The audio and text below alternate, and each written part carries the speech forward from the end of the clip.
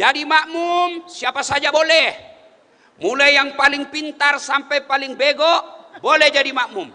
Mulai yang paling cakep sampai paling jelek boleh jadi makmum.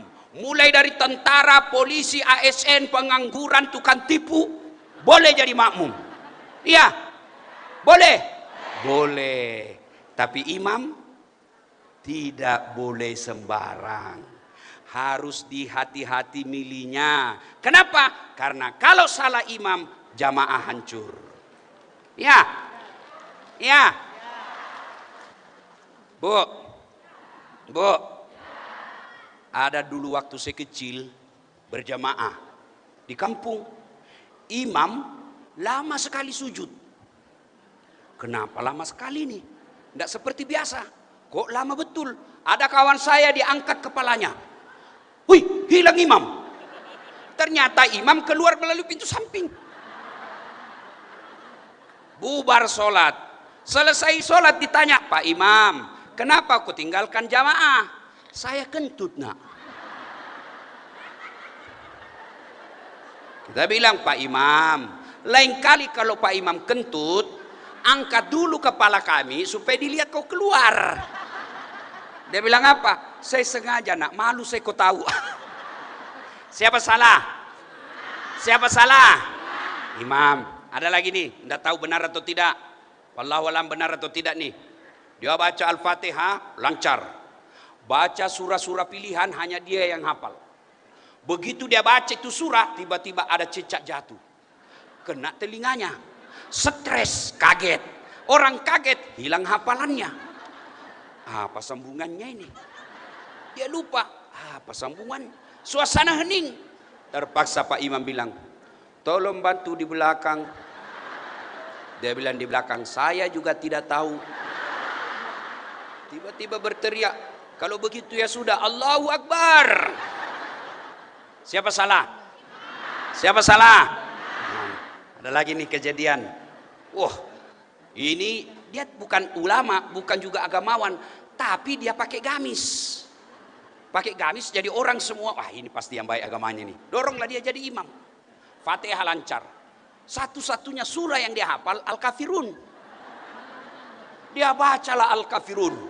Wala antum abiduna ma a'bud, wala ana abidum ma abadtum, wala antum abiduna ma a'bud, wala ana abidum ma abadtum, wala keringatan dia.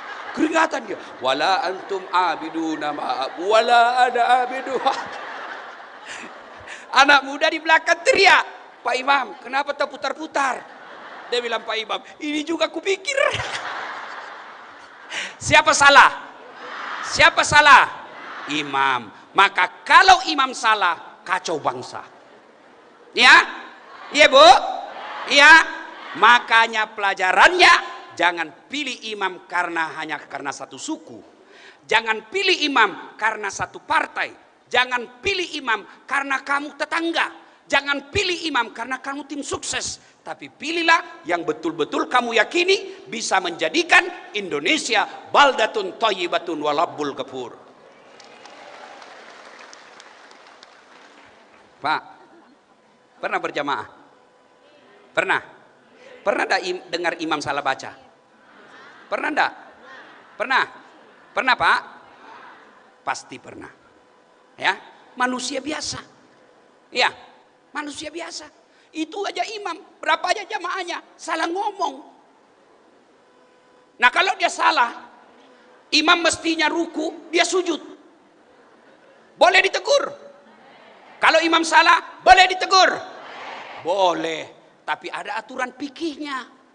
Begitu imam salah, tidak boleh kau bilang, imam. Anarkis. Dia tidak nendang, tapi dia bilang, Pak Imam salah. Dia tegur pula yang sampingnya, tidak boleh ngomong. Yang satu ngomong, alhamdulillah untuk saya tidak ngomong. Iya. Nah kalau imam salah, boleh ditegur. Cara tegurnya, muballagah. Tidak boleh yang sebelah sana teriak. Tidak boleh teriak paling belakang. Tidak boleh teriak paling atas. Bingung imam. Mana saya dengar? Maka yang ngomong adalah muballagah. Siapa muballaga? Anggota DPR. Kalau gubernurmu salah, wali kotamu salah, bupatimu salah, ngomong dong. Jangan diam. Saudara dipilih bukan di lotre. Meski kami tak kenal siapa saudara. Ngomong supaya apa? Masyarakat tidak turun ke jalan.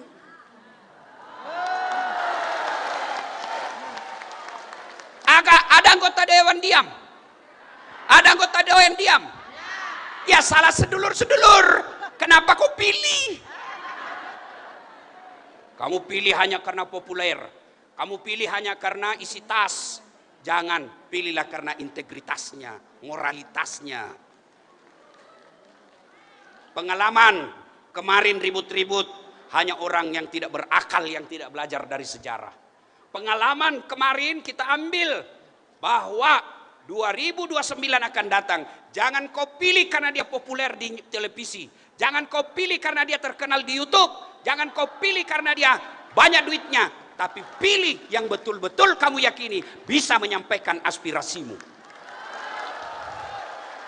Betul-betul nanti kau lupa lagi. Ya, Pak, imam salah manusiawi. Anggota DPR tegur. Bupati naikkan pajak, tegur. Anggota dewan ngomong, Pak Bupati, Pak Gubernur, Pak Wali Kota, memang kita butuh pajak, tapi sebaiknya ditunda dulu. Nanti kita naikkan pajak setelah rakyat sejahtera. Itu fungsinya anggota dewan. Jangan kau diam. Kalau sudah ngomong, kewajibanmu di akhirat sudah lepas. Tapi kalau kau diam, kau dicari nanti sama malaikat. Mana itu anggota dewan? Habis duitnya 50 miliar, nggak ngurus rakyat, beleng-beleng. Ya, kalian juga kalau tegur imam tidak boleh anarkis. Caranya, subhanallah, maha suci Allah. Bukanlah subhanallah kau bakar gedung. Subhanallah, bukan. Marah Allah yang menyebut takbir lalu dia merusak. Takbir, takbir. Coba sebut namanya Kiai Jujun sambil kau merusak. Kiai Jujun bakar, Kiai Jujun lempar. Marah Allah. Saya yang maha pengasih, saya maha penyayang, saya maha pengampun. Kenapa kau bakar, kau sebut-sebut namaku? Tak boleh. Kenapa terjadi begini? Ayo lebih baik kita koreksi. Tidak baik saling menyalahkan, tapi saling koreksi diri. Oh, rakyat kita turun, ke dewan kita diam. Oh, rakyat kita naik karena pajak terlalu tinggi. Oh, rakyat kita marah karena lapangan kerja susah. Coba lihat orang Malaysia, orang Singapura, orang Australia, mereka juga bayar pajak, pajaknya tinggi-tinggi, tapi mereka tidak pernah marah. Kenapa? Karena mereka nikmati pajaknya. Kalau kita yang nikmati pajak, disalahgunakan, dipakai korupsi.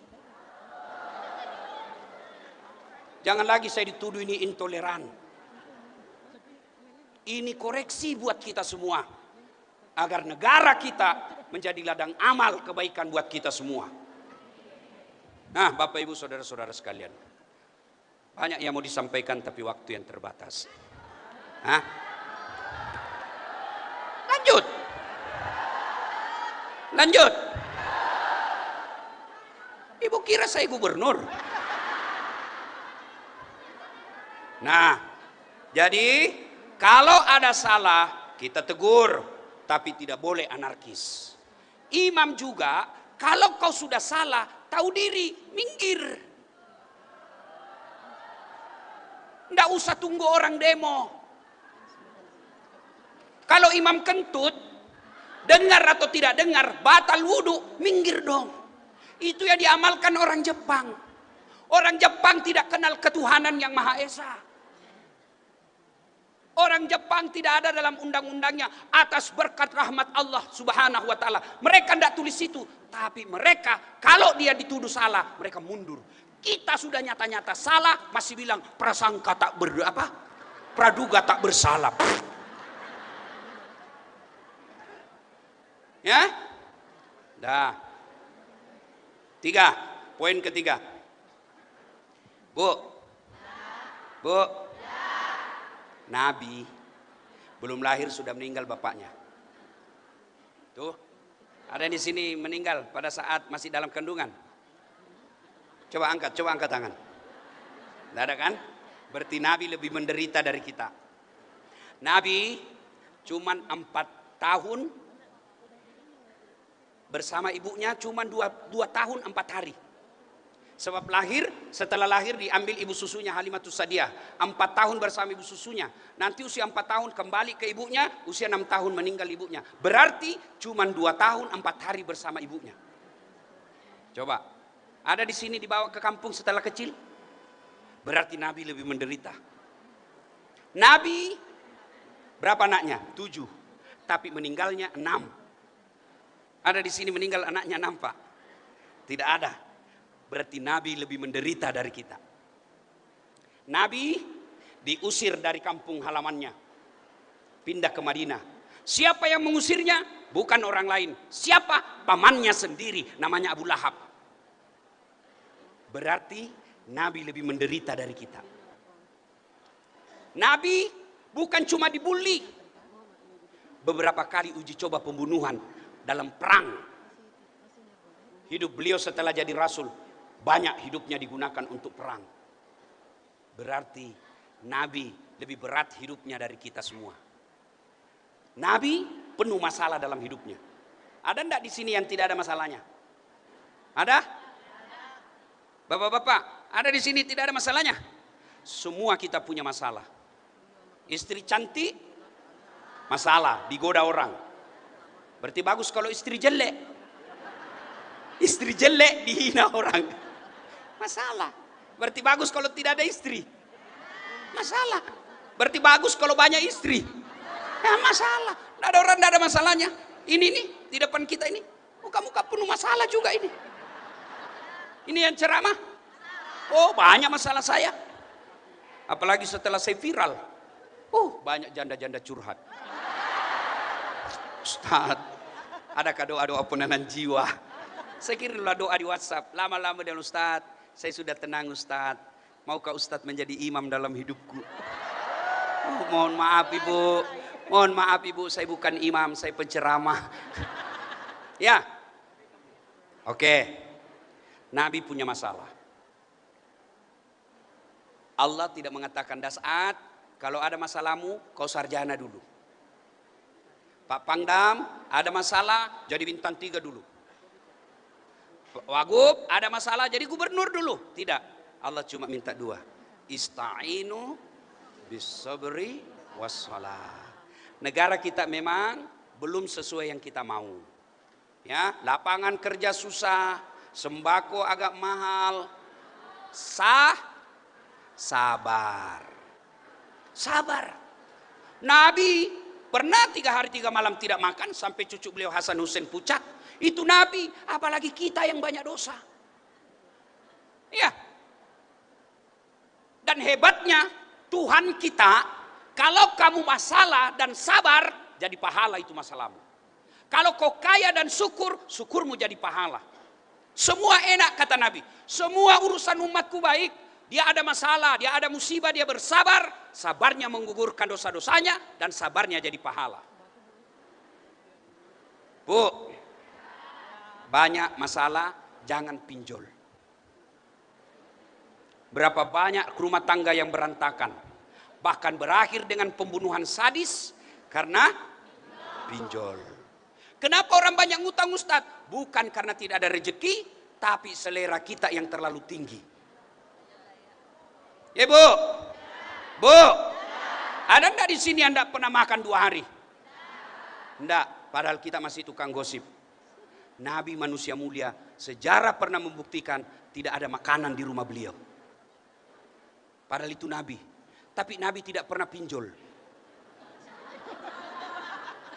Tidak pernah ada dalam hadis dikatakan Nabi minjam. Tidak pernah kita dengar Nabi update status galau. Ada masalah, sabar. Istriku tukang ngomel Ustaz, sabar. Suamiku jelek Ustaz, sabar. Kalau bapak punya istri suka ngomel, tidak usah lawan dia, lebih baik bapak diam. Saya tidak suka, jangan disakiti, apalagi sampai dilukai badannya. Bukan laki-laki muslim itu yang begitu. Kalau sudah tidak senang sama istri, tidak ikut, ada tahap-tahapnya. Pertama, nasihati, lembut. Masih belum mendengar, nasihati agak keras. Masih tidak mendengar, bisa tempat tidur. Masih tidak mendengar, balikkan ke orang tuanya. Masih tidak mendengar, talak 1. Itu caranya. Jangan, memang kau bodoh, tidak ada gunanya ini. Hei, Pak. Nabi suatu ketika pulang ceramah, ketuk pintu. Assalamualaikum ya Khumairah. Begitu caranya Nabi ketuk pintu. Kalau kita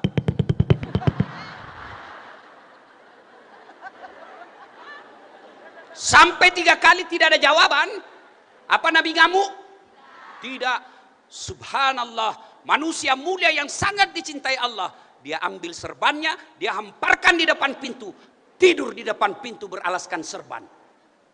Nabi bangun istri beliau Aisyah, beliau lebih dulu jabat tangan dan minta maaf. Maafkan saya ya Humairah, saya terlambat pulang tadi malam sehingga tidak bisa memberikan kehangatan dalam tidurmu. Masya Allah. Ada suami begitu di sini? Saya kira Pak Pangdam Cibandung Pak. Yang banyak buka, memang kau goblok. Yang saya heran lagi, kita sudah ngontrak-ngontrak, kerja ndak jelas, anak kita banyak, suami jelek, istri bau mulutnya, bertengkar tiap hari. Kapan kau bahagia bos?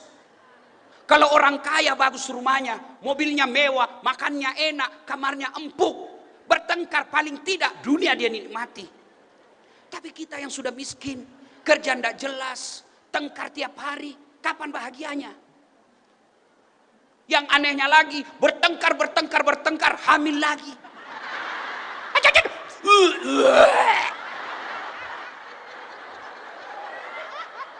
Ketawa karena ibu bayangkan diri sendiri kan. Ya, Bu. Berarti sabar. Berat Ustaz. Karena beratnya maka Allah kasih hadiah. Innallaha ma'as-sabirin. Allah bersama orang-orang yang sabar. Bersama saja Pak Pangdam kita sudah selfie. Ketemu saja sama gubernur kita sudah bahagia. Selfie, foto kita ditempel di rumah. Padahal itu manusia biasa. Bagaimana apabila bersama dengan Allah? Berat, maka hadiahnya bersama dengan Allah orang sabar. Bagaimana cara aplikasinya sabar? Salah satu wujud konkretnya melazimkan, membiasakan mengucapkan inna lillahi.